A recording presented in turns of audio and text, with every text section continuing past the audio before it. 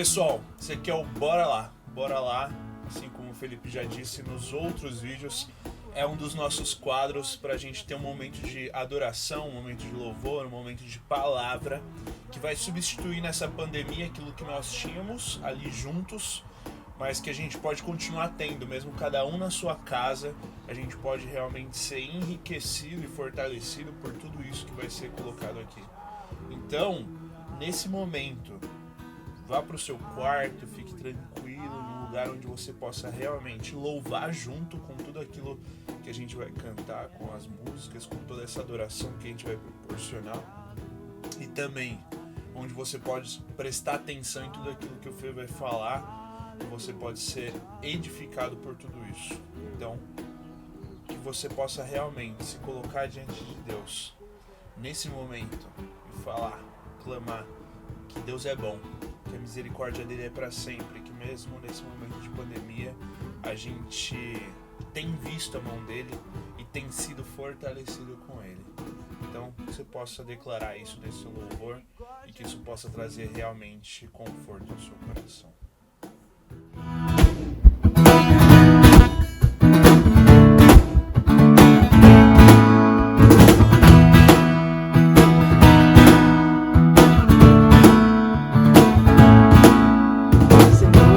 És bom, tua misericórdia é pra sempre. Senhor, tu és bom, tua misericórdia é pra sempre. Todos os povos te exaltarão, de geração em geração te adorarei.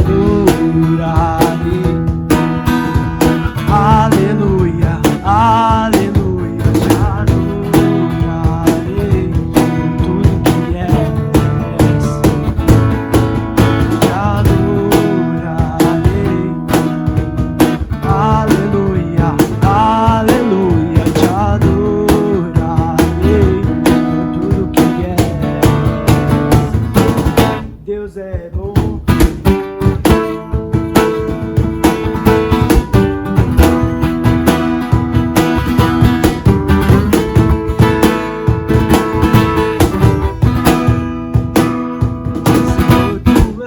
Tua misericórdia pra sempre. Senhor, tu és bom, tua misericórdia pra sempre. Todos os povos te exaltarão, de geração em geração te adorarei. Aleluia, aleluia,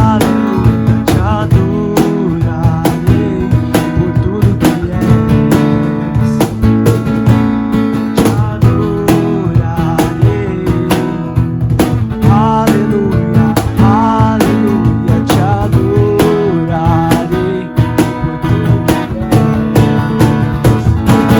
Deus é bom.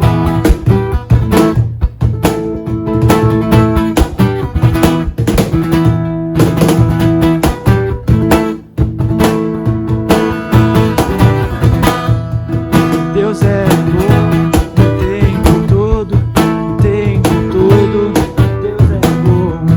Deus é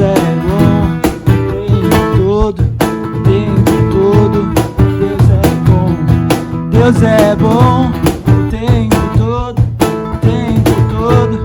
Deus é bom, Deus é bom. Aleluia, aleluia, te adorarei por tudo que és, te adorarei. Aleluia, aleluia, te adorarei por tudo que és. Deus é bom.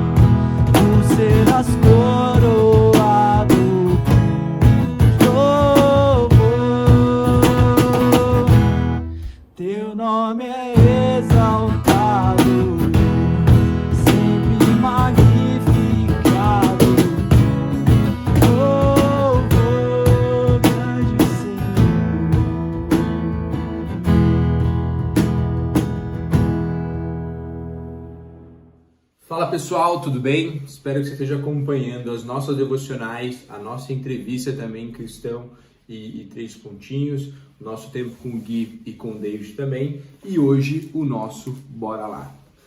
Esse Bora Lá de hoje foi um pouco da reflexão dos nossos pré-adolescentes durante essa semana, né? Foi muito legal a discussão e a conversa que nós tivemos com eles, né? No meio de tanto movimento social, nos últimos dias nós tivemos a questão do Floyd, nós temos uma grande discussão também sobre as consequências da pandemia, tanto para quem está tendo que ficar em casa, tanto nas consequências disso para as pessoas mais vulneráveis. E ontem, eu e Rai estávamos em casa e nós conversamos também um pouco disso, né? O desafio do cristão no meio de tudo isso. Primeiramente, para não sermos indiferentes, e segundo, para entender como nós devemos agir. Qual o nosso papel, qual a nossa responsabilidade. E são perguntas muito difíceis para a gente chegar no final de uma discussão rápida como essa, de 15 a 20 minutos, e chegar num ponto de consenso. Porém, eu tenho um exemplo inspirador para a gente hoje. Neemias, por vezes, ele é lembrado como princípio de liderança, né? Neemias, de fato, é um líder que nos encoraja. Você que está estudando alguma coisa aí e tem um papel de liderança, ou um dia deseja exercer um papel de liderança em qualquer âmbito da tua vida, estuda um pouco o livro de Neemias e você vai entender um pouco melhor. Mas antes de ser um exemplo de liderança, para mim, Neemias é um exemplo de preocupação. Neemias é um exemplo de alguém que está preocupado com a vida do outro. E por vezes eu não sou como Neemias. Na verdade, a minha fé é que me ajuda a acrescentar essa preocupação com a vida de outro, principalmente com aquele que eu não conheço. E talvez essa não seja uma questão só minha, talvez seja uma questão tua também. Ou talvez também a tua personalidade te faz um pouco mais preocupado com as pessoas. Mas a questão é como a nossa fé vai nos levar em direção a outras pessoas. Primeira coisa que Neemias nos ensina é a preocupação com o outro. Eu não vou ler todo o capítulo, porque o nosso desejo aqui é ser um tempo breve, mas a sua casa, pega o capítulo 1 de Neemias e estuda um pouquinho ele. Mas no versículo 2, Ananias encontra o seu irmão. E quando ele encontra o seu irmão, ele faz uma pergunta. Aí o versículo 2 diz assim: um dos meus irmãos veio de Judá com alguns outros homens, e eu lhe perguntei acerca dos judeus que restavam, os sobreviventes do cativeiro e também sobre Jerusalém. Primeira lição que a gente tira: nós precisamos perguntar. Nós precisamos ir em direção a outras pessoas. Nós precisamos primeiramente buscar saber como estão aqueles que sofrem. Muitas vezes nós fugimos dessa pergunta. Muitas vezes o melhor é nós nos isolarmos e nem conhecermos ou nem sabermos como aqueles que sofrem estão. E, como toda pergunta, traz responsabilidades. E é isso que Neemias vai ter que lidar agora. Versículo 3. Eles responderam: aqueles que sobreviveram ao cativeiro estão na província passando grande sofrimento e humilhação. O muro de Jerusalém foi derrubado e suas portas foram destruídas pelo fogo. Então, após a pergunta, o irmão de Ananias traz uma resposta para ele um tanto quanto dolorosa. Onde ele fala: olha, a situação está humilhante. Os muros que significavam a segurança, a fortaleza de Jerusalém está destruído. As pessoas que restam lá estão passando humilhação, estão sofrendo, estão angustiadas. Estão numa situação desumana. Então, Neemias se depara com essa realidade. Neemias chega diante de uma situação de extrema tristeza, extremo sofrimento e extrema dor. Não dele. Neemias está bem, Neemias é copeiro do rei, tem o seu serviço seguro, tem a sua realidade cômoda. Mas após perguntar, após lidar com a questão daqueles que sobravam ainda no cativeiro, ele diz algo muito interessante. Versículo 4. Quando ouvi essas coisas, sentei-me e chorei. Passei dias lamentando, jejuando e orando ao Deus dos céus. Olha que interessante a atitude de Neemias. Neemias ouviu, Neemias ficou triste. Neemias chorou. Mas a atitude de Neemias não foi uma atitude de revolta violenta. A atitude de Neemias não foi uma atitude de indiferença, simplesmente uma pequena dor, mas vou fazer outra coisa para não lidar com essa tristeza. Não. Neemias chora, Neemias sente a dor e Neemias vai jejuar e orar. Porque Neemias sabe que toda transformação ou todo cuidado de outra pessoa passa por Deus. Não só simplesmente no sentido da discussão que a gente tem, mas a pessoa tem, eu vou orar por isso. Não é por isso que Neemias está orando. Neemias não está orando para ver se ele vai lá ou não ajudar, mas Neemias está orando pedindo a capacitação de Deus para ele conseguir ser relevante na vida de outra pessoa. Então, nós devemos começar desta forma. A nossa oração deve ser um reflexo diante de Deus no nosso coração. Senhor, perdoe a minha indiferença. Senhor, perdoe o meu sentimento que não reflete o teu cuidado com pessoas.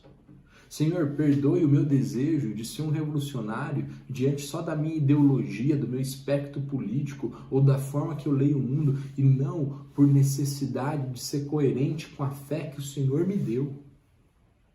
Então, quando a gente chega nesse ponto, a gente aprende muito com Neemias. Primeiro, sinta a dor daqueles que sofrem e ore por você e por eles. Ore para que Deus te dê a coragem, a ousadia, o sentimento correto. E também ore para que Deus abençoe a vida dessas outras pessoas. Fazendo um pulo desse segundo sentimento de Neemias, ele vai para o versículo 7. Versículo 7 diz o seguinte: agimos de forma corrupta e vergonhosa contra ti. Não temos obedecido aos mandamentos, aos decretos e às leis que deste ao teu servo Moisés. Segunda lição, ou terceira lição fantástica que Neemias nos deixa. O problema não é o outro. Ou o outro também é o problema, mas Neemias primeiramente assume o seu erro diante de Deus. E como nós temos dificuldade de fazer isso? Como nós temos dificuldade de assumir o nosso próprio pecado diante de Deus? Como nós temos dificuldade de assumir a nossa indiferença com relação a outras pessoas? E Neemias está falando, olha, tudo isso que está acontecendo é consequência do nosso pecado, do meu pecado, do pecado do meu povo. Essa sinceridade diante de Deus, essa sinceridade diante dos argumentos, é reflexo de uma marca de Deus. Que a gente possa aprender como Neemias. Senhor, eu quero lidar com a indiferença que bate à minha porta. Mas, por favor, eu sou parte do problema também. Me perdoe porque eu faço parte dessa estrutura maldosa. Me perdoe porque eu também erro e peco diante dessas coisas. Agimos de forma corrupta e vergonhosa contra ti. E nosso último ponto, versículo 11. Senhor, que os teus ouvidos estejam atentos à oração do teu servo e à oração que teus servos que têm prazer em temer o teu nome. Faz com que hoje teu servo seja bem sucedido, concedendo-lhe a benevolência deste homem. Nessa época eu era copeiro do rei. Neemias começou a história perguntando ao seu irmão como estava a situação daqueles que ainda sofriam lá em Jerusalém. Ele teve a notícia, ele se ressentiu, ele chorou, ele orou, ele jejuou, ele confessou os seus pecados e ele criou um planejamento. Ele criou uma forma de ação e foi em direção a essas pessoas. Mas até diante disso, ele colocou diante do Senhor e falou, Senhor, que a tua benevolência me ajude. Essa dependência de Deus, até mesmo para fazer o bem. E nesse dia ele era copeiro do rei. Neemias não era um pastor, Neemias não havia pastor nesse momento, mas Neemias não era um sacerdote, Neemias não era alguém que vivia em torno do templo, em torno da religião ali, mas ele tinha o seu trabalho, ele era um copeiro. Mas isso não impedia de ir na direção de fazer o bem por causa de Deus. Como eu já disse para o pessoal aí de novas gerações, para adolescentes e jovens, por vezes nós abraçamos uma causa e nos esquecemos que a nossa fé nos dá belas causas. Que às vezes nós até também as abraçamos, outras, mas como consequência da nossa fé. Então Neemias hoje é o maior exemplo que eu encontro nas Escrituras sobre como lidar com a minha indiferença ao sofrimento, ou sobre como ter uma postura coerente diante do sofrimento, uma postura que seja refletida ou que seja reflexo da natureza de Deus, do cuidado dele com pessoas. Então, faça isso. Talvez você tenha um amigo, talvez você tenha uma pessoa próxima que está sofrendo. Divórcio dos pais, briga familiar, fome, falta de emprego, falta de recursos, doença. Pergunte sobre essas pessoas. Não apenas isso, lide com a resposta. Deixe que a resposta entre no seu coração. Sofra por outras pessoas. Mas leve isso para Deus, ore, jejue. Como consequência disso, confesse os seus pecados também diante de Deus. Não se ache a pessoa correta no meio de tudo isso e todos os outros estão totalmente errados. Por último, pense em formas de ajudar. Crie ação, crie métodos que ajudem outras pessoas e coloque isso diante de Deus, independentemente de onde você está hoje. Neemias era apenas o copeiro do rei. Então que esse texto de hoje te encoraje, porque ele é um encorajamento profundo no meu coração. Deus nos chamou para cuidar de pessoas e nós devemos cuidar da maneira correta. Valeu, galera, forte abraço, bom tempo de louvor aí, mais uma música com o Gui, com o David, e que o Senhor realmente traga essa mensagem para o nosso coração e ela seja demonstrada no cuidado com outras pessoas. Valeu!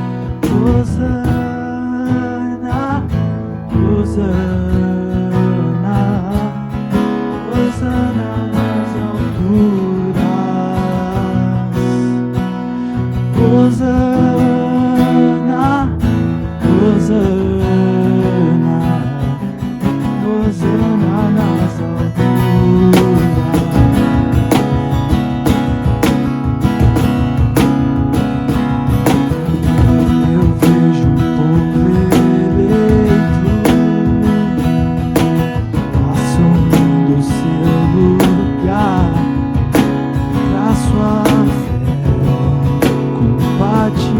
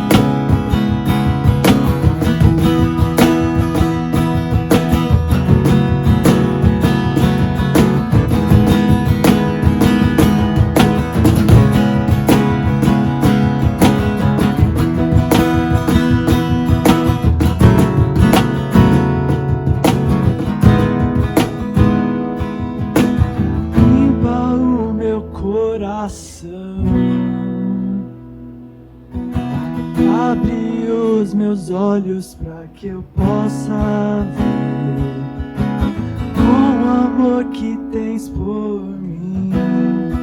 Te amo.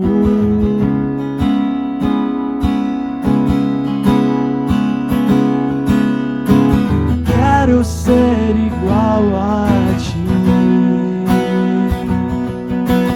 Tudo que sou é pra tê-lo,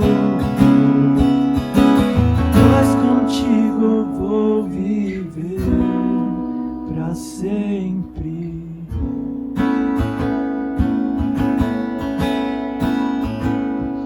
Hosana, Hosana, Hosana nas alturas. Hosana, Hosana,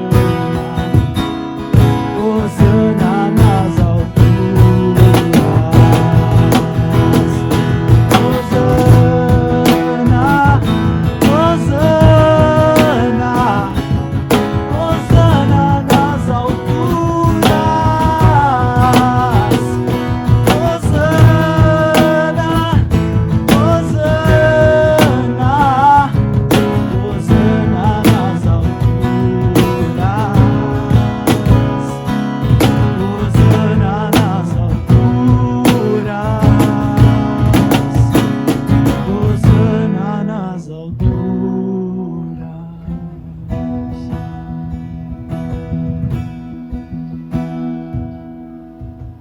Sim, pessoal, mais esse vídeo está chegando no fim, mas que você possa ter sido confrontado com a palavra que o Felipe falou, que você possa pensar realmente em como trazer essa ajuda prática e que a oração a Deus e a dependência dele possam realmente fazer com que você viva e tenha uma preocupação real por aquilo que Deus está fazendo e por aquilo que Ele quer fazer nas pessoas através da sua vida, que você seja realmente uma ferramenta nas mãos de Deus.